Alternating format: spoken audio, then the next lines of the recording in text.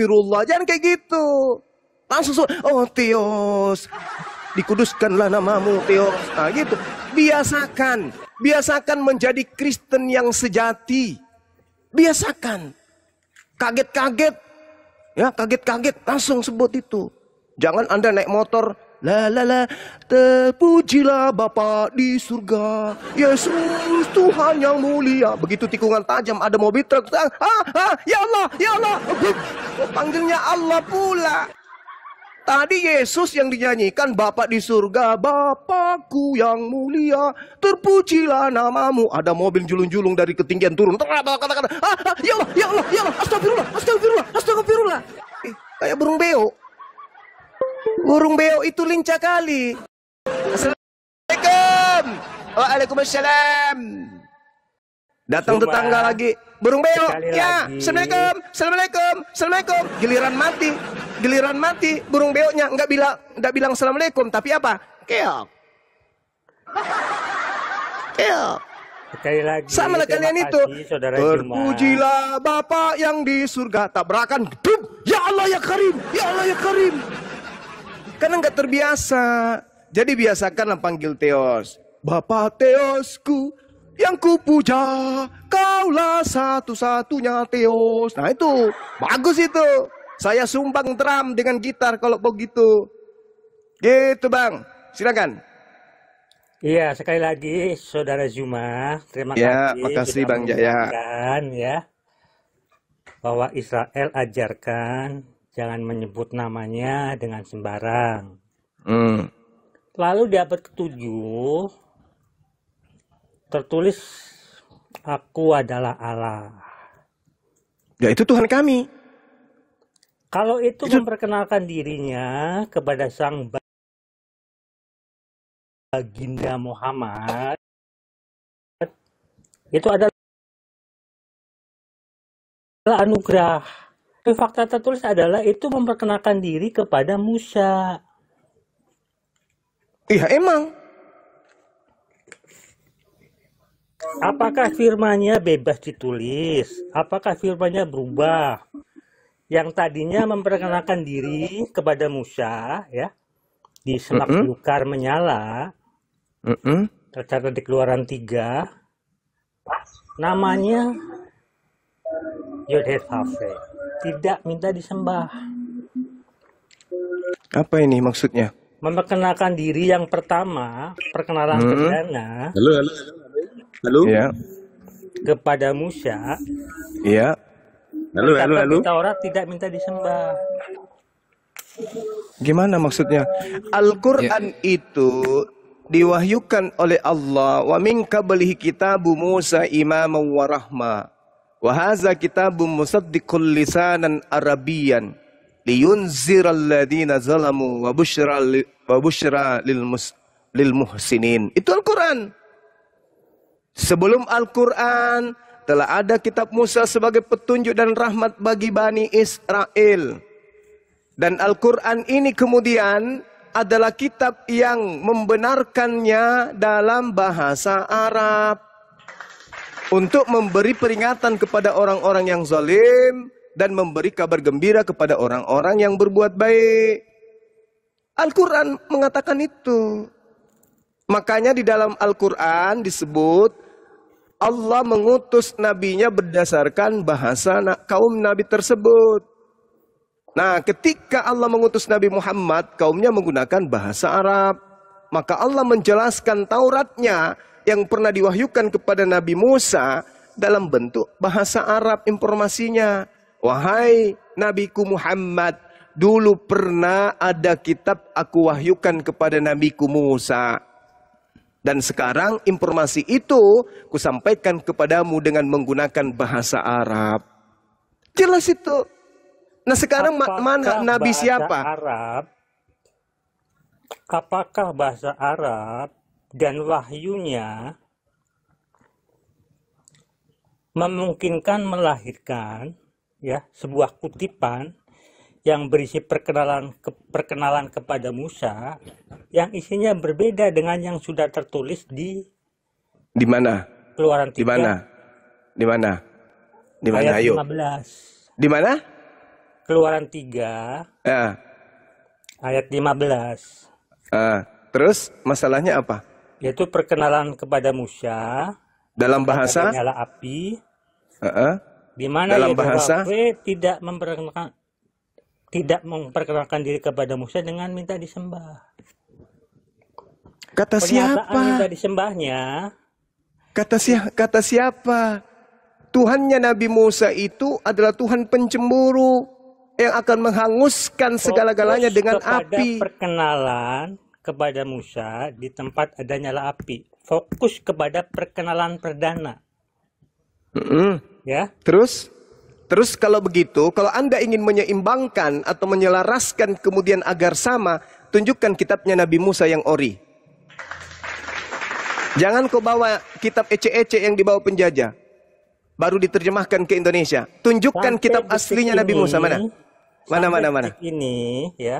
Sampai detik ini. Keluaran 3, ya, Exodus 3 ayat 15.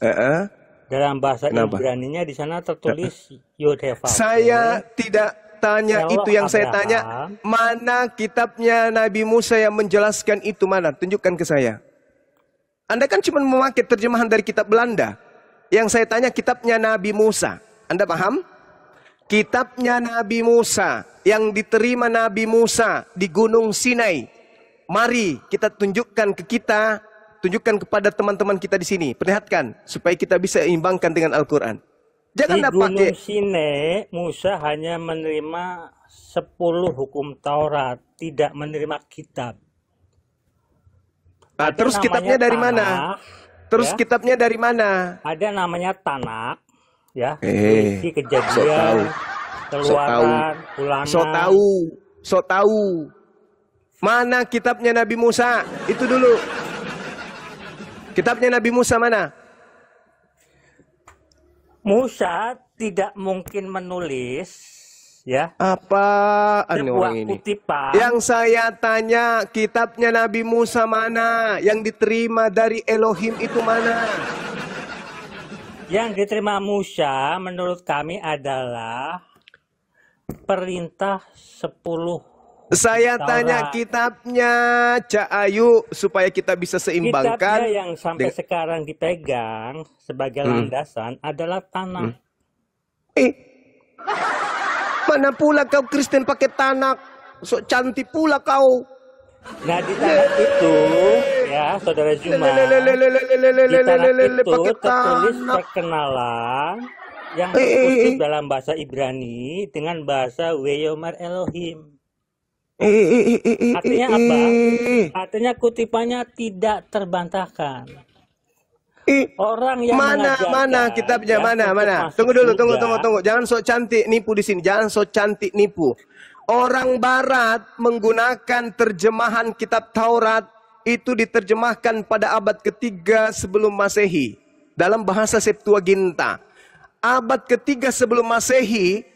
Datanya dari mana abad ke-14 sebelum Masehi kok bisa sampai ke Ptolemy II? Apa jawabanmu?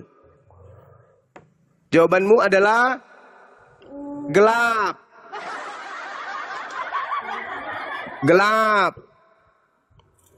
Fakta tertulis yang masih Fakta ada sampai tertulis. sekarang, Saudara Juma, ya, perkenalan kepada Musa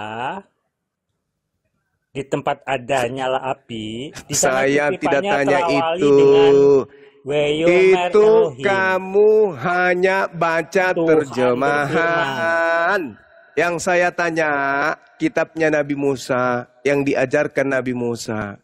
Dari Nabi Musa ke anggaplah ke Yesua bin Nun. Dari Yesua bin Nun ke mana? Dari Yesua bin Nun ke mana? Gelap. Gelap. Ayo. Ayo mer Elohim. Alamak. So cantik pula kau. Sekarang yang saya tanya, dari Nabi Musa ke Yosua bin Nun. Yosua bin Nun pindah ke mana? Kok bisa sampai ke barat? Ayo. Kalau kami kan jelas. Dari Nabi Muhammad ke sahabatnya Umar. Dari Yosua kemana saja, yang pasti sampai sekarang Ini ada mau sebuah kiper. pernyataan, ya, ada Udah, sebuah udah. kutipan Udah. Kamu mandi sana. terkenal Ya. Udah. dengan Sana, kutipannya mandi. Serawali Beyomer Mandi. Elohim. Udah mandi sana. Cebok air 1 sendok. Artinya Nggak apa? usah kau. Artinya itu perkenalan Artinya yang berisi apa? firman-Nya Artinya tak apa? terbantahkan. Kamu ngomong apa, Rek? Kamu ngomong tentang Nabi Musa.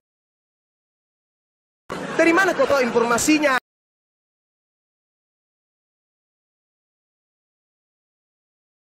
Nabi Musa menyambap. Tiba-tiba aja muncul di Kristen. Jadi yang tertulis itu untuk dibaca banyak orang. Tertulis dari mana? Tulis penyampaiannya Sehingga dulu. ini, Nabi Musa menerima Torah, Israel klaim, menyampaikan kepada Nabi Harun. jangan tulis kejadian. Nabi jangan tulis Harun keluaran di kitab bersama kamu, Yosua orang bin Nun menerima pengajaran Nabi Musa. Yosua bin Nun menyampaikan ajarannya kemudian kepada siapa? Bla bla bla bla bla bla bla. Gelap. Disampaikan pula dengan metode apa? Hafalan kagak, tulisan kagak. Lalu pakai apa? Pakai tuyul. Ngomong Vayomer Elohim. Pandai kali bahasa Ibrani. Ditanya dari mana kitabnya Nabi Musa ada samamu? Bang, waktu Nabi Musa naik ke Gunung Sinai, terus ada pesawat dari Belanda mendarat di situ pesawatnya. Nah, Nabi Musa sebelum turun ke bawah gunung menemukan kemudian umatnya bikin patung lembu. Nabi Musa titipkan kitabnya pakai bahasa Belanda ke kerajaan Belanda waktu itu. Dimuntah. Ayo. Kamu mau uji Al-Quran? Wa min qablihi kitabu Musa imaman wa rahmah. Uji kitabmu. Bukan menerima kitab. Vayomer Elohim. Lanjutannya apa? Lanjutannya adalah di sana tertulis Yod Hekave, Eloh Abraham, Eloh Ishak, Eloh Yakub. Terus? Kemudian disimpulkan itulah namaku, itulah sebutanku turun-temurun. Cuman itu. Vayomer Elohim Yotefa Eloah Abraham Eloah Isa Eloah Yakub. Disimpulkan kemudian diterjemahkan ke dalam bahasa Indonesia menjadi Allah berfirman. Adalah sebuah catatan, ya. Tidak ada orang berani menulis sebuah perkataan, berani menulis sebuah kutipan, kalau bukan firmannya diawali dengan Vayomer Elohim. Saya tanya kepada Bang Juma, adakah perkenalan Allah kepada Musa di dalam Al-Quran? Di dalam Al-Quran itu diawali dengan Vayomer Elohim, berfirmanlah Tuhan dengan kata apa? Bismi Anoki, dengan menyebut namaku. Itu hanya ada di Al-Quran. Kalau di kitabmu dengan menyebut nama Lukas, dengan menyebut nama Markus, dengan menyebut nama Paulus. Itu dalam kitabmu. Dari mana sumbernya tuh? Yang saya tanya, ketika Allah mempersaksikan kejadian antara Allah dengan Nabi Musa, kejadian itu Allah sampaikan, Sang Maha Saksi menyampaikan itu kepada baginda Rasulullah Muhammad sallallahu alaihi wasallam. Wa min qablihi kitabu Musa imaman wa rahmah wa hadza kitab musaddiqul lisanan. Sekarang yang saya tanya, tradisi Kristen ini, Nabi Musa menyampaikan kepada Nabi Harun, Yosua bin Nun. Dari ketiga orang ini melepaskan kemudian kalam Elohim kepada siapa? Kepada siapa? Kepada siapa? 3, 4, 5, 6, 7, 8, 9, 10. Payomer Elohim Yote Pape Eloa Abraham, Eloa Isa, Eloa Yakub. Dan disimpulkan kemudian, parah ini. Ayolah teman-teman. Ayolah, pertanggungjawabkan imanmu kawan. Harus jelas mata rantai Kristen ini dari mana sebenarnya. Itu. Silakan host Dinda Dio, mungkin ada yang disampaikan. Waktu dan tempat disilakan. Sebentar, yang muslim tahan dulu teman-teman ya. Buat saudaraku yang muslim tahan dulu. Oten ini pengecut, tahan dulu ya. Kita biarkan 5 slot ini untuk Oten semua ya. Edok 29 monitor. Edok. Siap mas. Iya siap. Ya, Islam Kristen bang. Islam bang. Oh Islam bang, di bawah dulu ya bang, izin ya bang. Oke siap. Yuk. Assalamualaikum. Bang, Brand Luki, monitor. Woi. Islam Kristen. Kristen. Ya mak, lemah sekali kau bilang Kristen. Kristen, nggak pede dengan Kristen. Semangat lah bos, Kristen. Kan enak dengernya. Beda sekali. Ya, Protestan, pasti Protestan ya kan? Gile. Hah? Brand. Oh Brand. Lemas-lemas sekali kalian ku tengok. Brand. Martin monitor. Martin monitor. Martin. Ya siang bang. Agama apa bang? Woi. Agamanya apa bang Martin? Muslim. Kristen bang. Ya ini bang tadi Jaya udah gelap pandangannya bang. Jaya Abadi teman abang nih udah gelap pandangannya. Saya sedikit gelap, lagi ya saudara Blender. Sekali lagi saya mendukung klaim Anda. Tapi tolong perjelas, tolong sampaikan kepada kami bahwa aku adalah Allah sebagai perkenalan kepada Musa tidak menentang, tidak berlawanan dengan perkenalan yang sudah tertulis di Taurat, yaitu di Keluaran 3 ayat 15.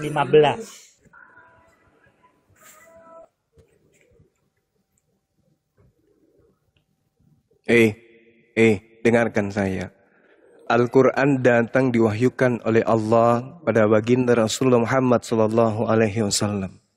Qul amanna billahi wa ma unzila ila alaina wa ma unzila ala Ibrahim wa Ismail wa Ishaqa wa Yaqub wal asbati wa ma utiya Musa wa Isa wan nabiyyuna min rabbihim la nufarriqu baina ahadim minhum wa nahnu lahu muslimun. Kami umat Islam itu beriman kepada Tuhan yang datang kepada Abraham, Ismail, Ishak, Yakub, Musa, dan Isa. Paham ente?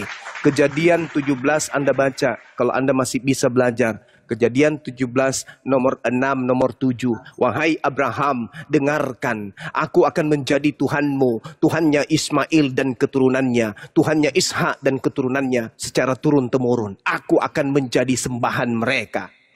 Paham? Jadi keturunan Ismail, keturunan Ishak itu sembahannya sama. Lah kamu keturunan dari mana kok sembahanmu? Roh? Turunan Dajjal. Ah itu. Betul itu. Itu betul itu. Sangat betul saudara Betul Juma. itu.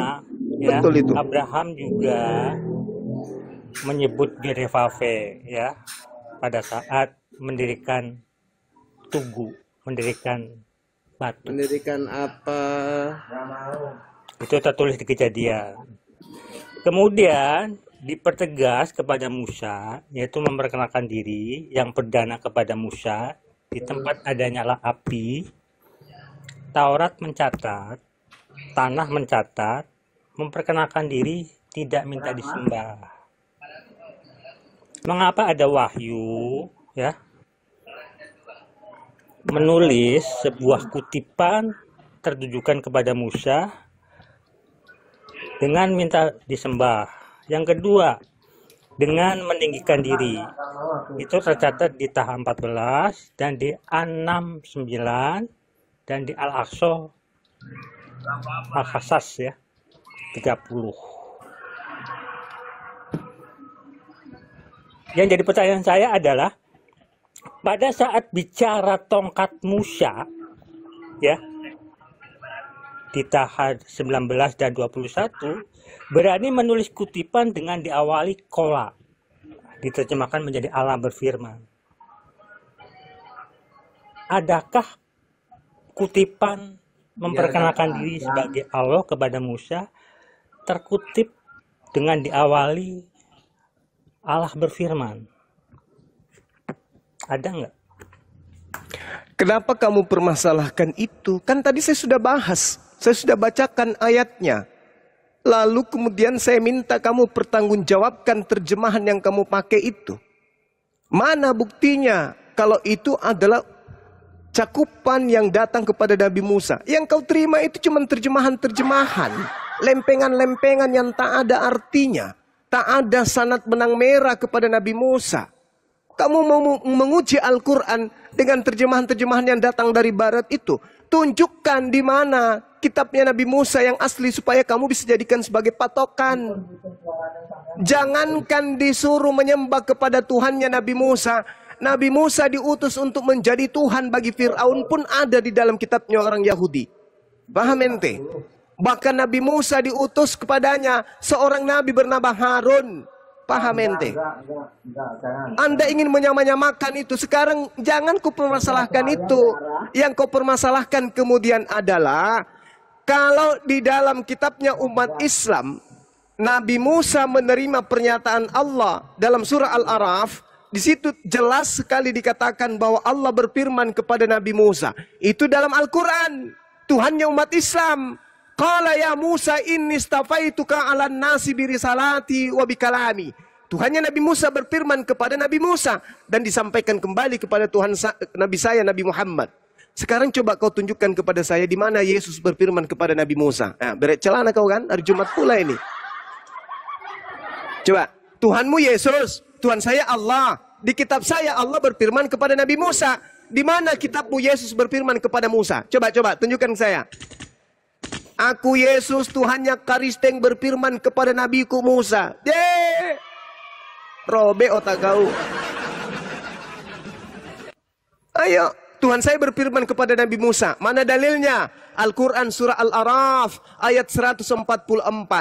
Imani, Anda mau imani, Anda tidak imani, Anda tolak, Anda percaya. EGP itu kitab saya, iman saya. Sekarang pertanggungjawabkan imanmu. Di mana Tuhanmu Yesus berfirman kepada Nabi Musa? Maka berkatalah Yesus kepada Musa, ya Musa, ya paman, aku belum lahir ya, kau dulu ya. Nanti aku lahir setelah datang ibuku Maria ya, kau duluan aja. Salam aku sama orang-orang Yahudi ya, bahwa nanti aku Tuhan akan lahir ke bumi ya. Ada kayak gitu, ada.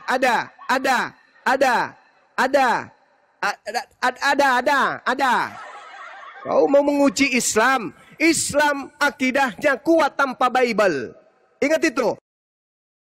Pun Islam kemudian bergerak ke seluruh penjuru bumi, tidak pernah menyandingkan kemudian Al-Quran dengan Bible. Paham kau? Nanti di Indonesia ketemu dengan orang-orang yang memiliki agama dari Belanda, mereka membawa istilah-istilah Islam, barulah kita kemudian bandingkan antara Bible yang dari barat dengan Al-Quran yang dari timur. Paham sampai sini?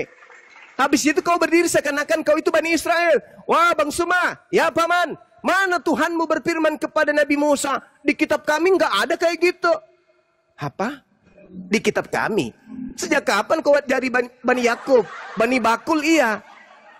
Kitabmu itu perjanjian baru, Cahayu. Perjanjian lama itu kitabnya Yahudi. Di situ Tuhan berfirman ke Musa. Tuhanmu itu Yesus. Dewa Yesus itu Tuhan kau.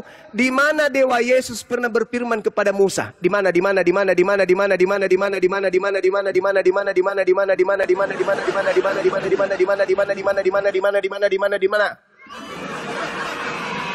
Yesus. Kau pakai otak tuh mikir.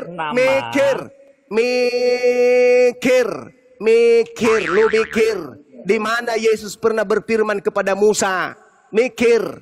Yesus adalah nama ya untuk anak manusia yang lahir dari rahim Maria. Nah, anak manusia Dan itu Tuhan.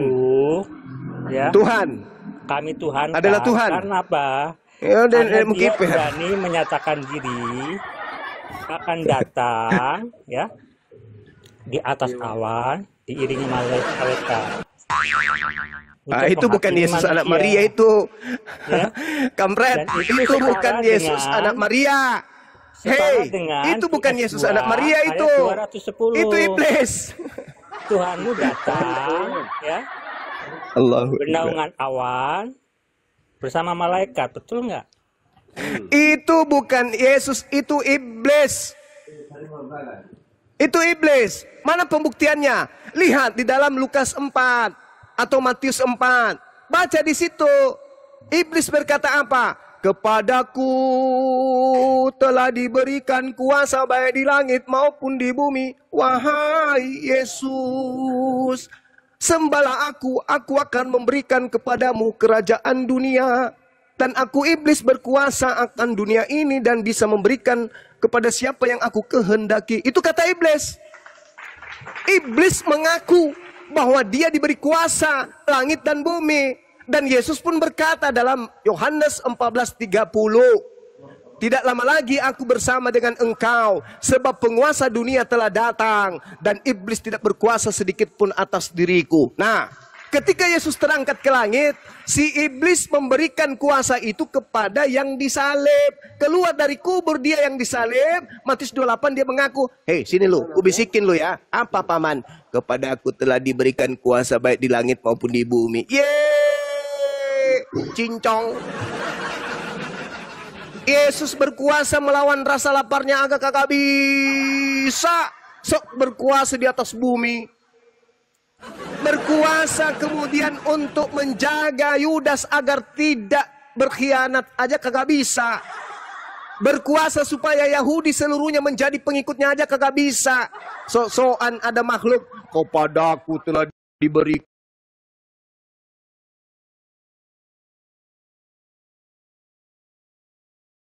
kuasa. Buktinya dia lapar, dia takut. Sukan saya diberikan kuasa. Itu iblis, Ayo. Syaitan. Kata siapa? Kata Yesus. Di mana? Yohanes 14 nomor 30. Tidak lama lagi engkau akan bersama dengan aku sebab penguasa dunia telah datang. Dan Yesus berkata apa dalam Lukas 10:18? Iblis telah turun ke bumi, ya dende, dalam rupa cahaya. Paulus bertemu dengan oknum tersebut. Akulah Yesus yang kau aniaya. Makhluk itu datang dalam rupa apa? Dalam rupa cahaya. Yang datang ke bumi dalam rupa cahaya siapa? Yesus atau iblis? Hei! Malaikat berkata Yesus nanti datang kedua kalinya dalam bentuk tubuh anak manusia. Itu kata malaikat. Kisah Para Rasul 1 nomor 11. Kata Yesus sendiri, Matius 24 nomor 27. Aku datang lengkap dengan jasadku nanti kedua kalinya. Yang datang kepada Paulus siapa? Tak ada jasad, cuman suara doang. Sus, siapa kau sus? Akulah Tuhan yang kau aniaya. Kok tiba-tiba jadi Tuhan? Tadi sebelum kau dikubur, kau tidak bisa berbuat apa-apa dari dirimu sendiri. Tidak bisa bicara pun dari Tuhanmu. Aku tak bisa berkata-kata dari diriku. Lemah kali. Aku tak bisa berbuat apa-apa dari diriku. Lemah kali. Tiba-tibanya keluar dari kubur. Akulah Tuhan yang keluar dari kubur. Setahu saya, manusia ketika dikubur, keluar dari kubur bukan jadi Tuhan, jadi hantu. Makanya di dalam Lukas 24 nomor 37, murid-muridnya kaget dan ketakutan karena mengira melihat hantu. Yesus dikira hantu sama muridnya. Ya iyalah, keluar dari kubur. Yang keluar dari kubur itu hantu, bukan Tuhan, Cak Ayu. Jadi yang keluar menggantikan Yesus yang asli dari kubur itu adalah iblis. Mana pembuktiannya? Baca Matius 12 nomor 38 sampai nomor 40. Apa kata Yesus di sana? Angkatan jahat ini, yaitu orang Farisi, Paulus in the gang, minta sebuah tanda dan tidak akan diberikan satu tanda apapun kecuali tanda Yunus. Apa itu? Bangkit dari perut ikan, bangkit dari perut bumi pada hari ketiga. Nah, loh, itu angkatan, itu tanda untuk angkatan siapa? Angkatan jahat. Jadi kalau ada yang bangkit dari perut ikan atau ada yang bangkit dari perut bumi, itu adalah tanda untuk angkatan jahat. Siapa yang percaya itu? Ya angkatan jahat. Makanya angkatan jahat ini diusir. Oleh siapa? Oleh Yesus. Di mana bang? Matius 7, 21, 22, 23. Enyahlah daripadaku wahai Kerasten. Kalian semua adalah pembuat kejahatan. Tangkis itu, tangkis cepat.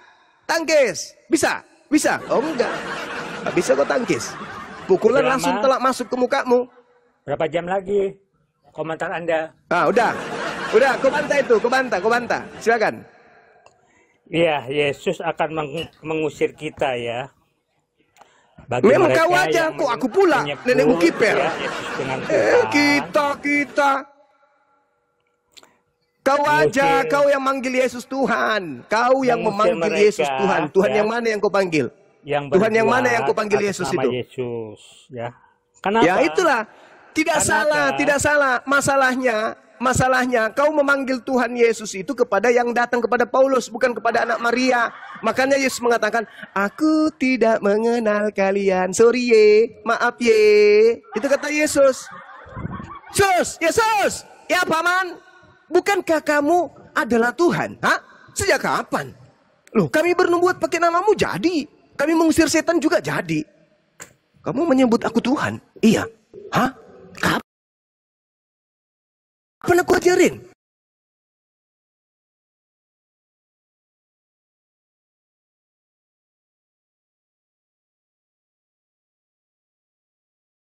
Dan datang penyesat. Nomor 5. Dengan memakai nama Yesus dan berkata akulah Mesias. Waspadalah kepada oknum yang mengaku Yesus dan berkata dia adalah Mesias. Tuh. Kata Yesus tuh. Kenapa kamu gak waspada? Ketika ada orang setelahku datang kepada Paulus mengaku Yesus, kenapa kamu percaya? Kenapa kau ikutin? Kenapa kau tuhankan? Kan saya sudah bilang. Waspadalah kepada penyesat yang datang setelahku dengan memakai namaku dan berkata akulah Mesias dan dia akan menyesatkan banyak orang. Kenapa kau nggak waspada? Kenapa kau nggak waspada? Karena kau pengikut Yesus palsu. Boleh komentar saya? Silakan. Pertanyaan saya simpulkan. Pertanyaan saya, menurut Yesus, apa betul setelah dia terangkat, dalam waktu dekat akan muncul Yesus palsu? Betul atau betul? Jawab. Saya jawab ya. Anda belajar juga menjadi pendengar yang baik, oke? Iya. Mengapa sampai hari ini, ya, saya masih menuhankan Yesus, sementara Yesus pernah berkata, nyahlah engkau, ya, yang menyebut dengan nama Tuhan, yang berbuat, bermujizat, menyembuhkan, dan lain sebagainya dengan nama Tuhan. Karena apa? Karena mereka hanya bermegah untuk dirinya sendiri dan hanya sebagian saja. Perintah-perintah yang lain tidak dilakukan. Misalnya, ya, Yesus ajarkan, jangan kafirkan, jangan marah, jangan jahilkan. Banyak ya, itu tercatat di Matius 5, mulai dari 20 sampai 48. Yesus juga ajarkan, berbuatlah kasih kepada sesama yang memerlukan. Itu tercatat di Matius 25 ayat 31 sampai 46. Yesus juga ajarkan berdoa masuk kamar. Yesus juga ajarkan berpuasa dengan basuh muka. Apalah ini? Itu ajaran Yesus ya. Kemudian kebohongannya Yesus pernah berkata, aku ada jika kamu 2 atau orang lebih berdoa dalam namaku. Ya, itu tercatat di Matius. Mana dia? Mana dia? Matius Sudah berapa 18 gereja ayat 20. tidak pernah kuliah Yesus? Ya. Mana Yesusnya? Mana Yesusnya di situ? Mana Matius Yesusnya? 18 ayat 20 di sana tercatat. Ya, mana Yesusnya? Mana? Itu terkutip Di sini kita sering kok ada banyak orang Kristen di Komal nyebut Yesus, tapi nggak ada Yesus masuk Komal. Banyak cerita. Yesus Udah, juga kebohongan ini. Bongkar kebohonganmu, dengar. Yesus akan kabur. Gitu, Saudara itu Juma, ucapan ya, Yesus kepada Anda boleh, ya, itu Anda ucapan boleh mengklaim, saudara, itu ucapan Yesus. Diam dulu. Itu ucapan Yesus untuk muridnya Bani Israel, bukan kepada Bani Kampret. Itu ucapan Yesus kepada Bani Israel, bukan kepada kalian. Enak aja ngaku-ngaku. Itu ucapan Yesus kepada kami, nenek lu kiper. Itu ucapan Yesus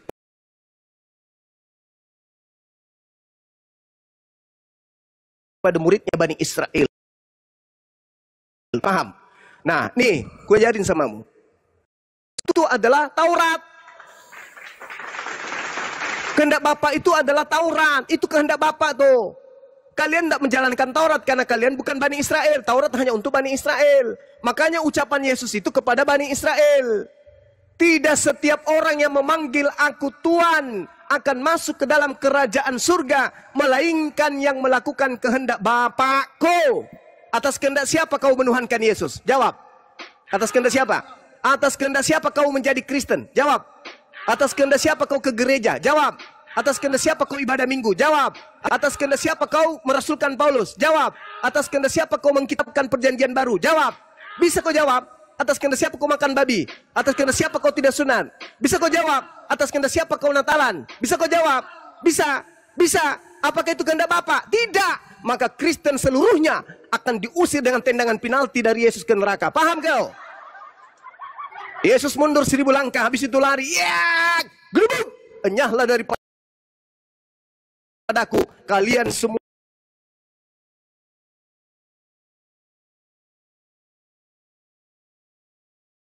pelaku kejahatan.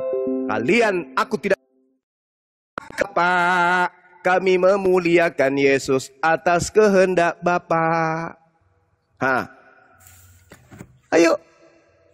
Kamu ngapain ke gereja? Atas kehendak siapa? Bapak itu banyak, Saudara Juma. Ya. Yang saya tanya, atas kehendak siapa kau menuhankan Yesus? Itu aja dulu satu. Atas kehendak siapa? Tadi sudah saya bacakan.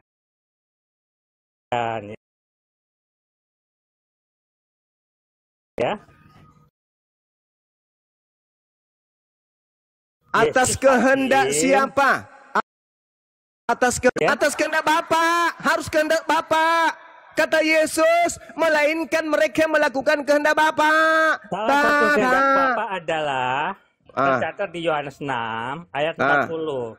Sebab apa katanya? Ini kehendak Bapakku, yaitu supaya setiap orang yang percaya melihat anak. Kamu lihat anak enggak? Kamu lihat anak enggak? Kamu lihat Yesus enggak? Dan supaya kamu lihat Yesus enggak? Pertanyaan saya. Akhir zaman. Ya? Pertanyaan saya, kamu lihat Yesus enggak? Di sini perkataan Yesus ya sebagai kehendak Bapa, Yesus akan membangkitkan manusia pada akhir zaman, ya. Yohanes 6 ayat 40. Adakah seorang utusan sekelas Abraham, Musa, Baginda Muhammad, dan lain-lain sanggup berkata seperti yang Yesus katakan ini? Akan membangkitkan pada akhir zaman. Sanggupkah seorang sehebat Abraham, Musa sanggup berkata, aku hadir jika engkau 2 atau 3 berdoa dalam namaku? Sekali lagi, saya akan dukung klaim Anda. Allah hanya sebagai milik satu golongan. Tolong sampaikan kepada kami, pertegas kepada kami, ya, bahwa Taha 14, anak 9 Al-Asr 30 tidak bertentangan dengan yang masih tertulis sampai detik ini, yaitu lagi dia tidak mau cuma gini, Bami, diam. Di Yohanes 6:40 itu.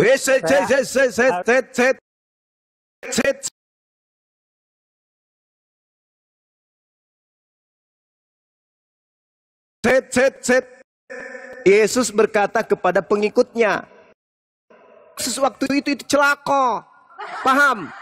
Barang siapa yang melihat aku dan percaya kepadaku, itu yang dimaksud. Bukan kalian yang hidup di 2000 tahun. Itu ucapan Yesus kepada orang-orang yang ada di tengah-tengah Yesus kala itu. Yesus diutus hanya kepada Bani Israel. Maka dikatakan, barang siapa yang melihat anak. Artinya barang siapa yang hidup sesamaan Yesus, melihat Yesus dan beriman kepadanya, itu yang mendapatkan hidup. Akan dibangkitkan kemudian. Dibangkitkan oleh siapa? Oleh Elohim. Bukan Yesus yang membangkitkan, Elohim. Yesus mengatakan, aku akan membangkitkan kalian. Kok Yesus bilang begitu? Yes, karena Yesus menyampaikan firman Tuhan. Kata Yesus, aku pilih aku. Jadi yang membangkitkan itu adalah Bapa, tapi Bapa menyampaikan itu melalui Yesus utusannya. Paham? Kau belajar lagi. Oke? Saya kira gitu teman-teman. Jadi kehendak Bapa itu tidak ada dijalankan oleh Kristen. Makanya Kristen kelak akan diusir ke dalam api neraka yang menyala-nyala dan mereka hidup kekal di dalamnya. Amin ya rabbal alamin. Ku aminkan pula tuh. Oke,